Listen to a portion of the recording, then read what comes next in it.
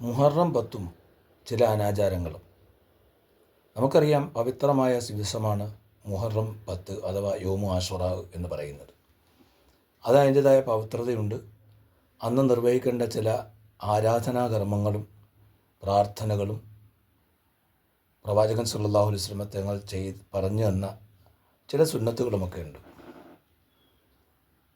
പ്രവാചകനോ അനുചരന്മാർക്കോ അയിമത്തിനോ പരിചയമില്ലാത്ത ചില അനാചാരങ്ങൾ ഷിയ വിഭാഗത്തിൽപ്പെട്ട ഒരു വിഭാഗം പ്രചരിപ്പിക്കുകയും തദടിസ്ഥാനത്തിൽ ചില പ്രദേശങ്ങളിലെങ്കിലും അത്തരം അനാചാരങ്ങൾ നിലനിൽക്കുകയും ചെയ്യുന്നുണ്ട് എന്നത് നിഷേധിക്കാൻ കഴിയില്ല.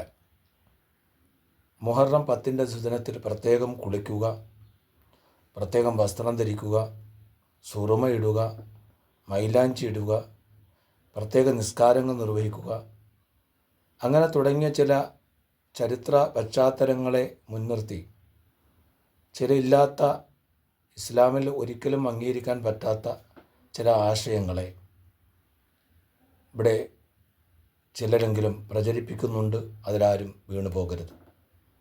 ഈ പറയപ്പെട്ട കാര്യങ്ങൾക്കൊന്നും പ്രത്യേകമായി ഈ ദിവസത്തിൽ ചെയ്യാൻ പ്രവാചകൻ്റെയോ അനുചരന്മാരുടെയോ അയിമത്തിൻ്റെയോ ചര്യകൾ ഇല്ല എന്നതും പൂർവിക മാതൃകകൾ ഇല്ല എന്നതും നാം ഓരോരുത്തരും മനസ്സിലാക്കേണ്ടുന്നതാണ്.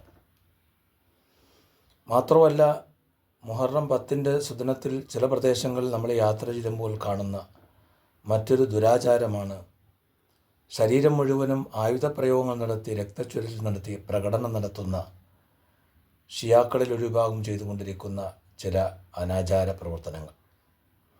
മഹാനായ സയ്യിദുന ഹുസൈൻ റളിയല്ലാഹു അൻഹുവിൻ്റെ ഷഹാദത്തിന് സാക്ഷ്യം വഹിച്ച കർബല യുദ്ധം നടന്ന സുദിനമാണ് മുഹറം 10 എന്നത്. അതിലാർക്കും തർക്കമില്ല. മഹാനവറുകളുടെ ഷഹാദത്തിൽ ലോക മുസ്ലിമീങ്ങൾക്ക് ദുഃഖവുമുണ്ട്. പക്ഷേ ആ ദുഃഖാചരണം ഇസ്ലാം അനുവദിച്ചു തന്നിട്ടുള്ളത് 3 ദിവസം മാത്രമാണ്. അതിൻ്റെ പേരിൽ ഒരിക്കലും ഈ ചെയ്തുകൊണ്ടിരിക്കുന്ന ഇത്തരം അനാചാരങ്ങളെ പ്രോത്സാഹിപ്പിച്ചുകൂടാ. അത്തരം കാര്യങ്ങളെ നാം തിരിച്ചറിയേണ്ടതുണ്ട്. ഇതൊരിക്കലും ലോക മുസ്ലിമീങ്ങൾ അംഗീകരിക്കുന്നതല്ല.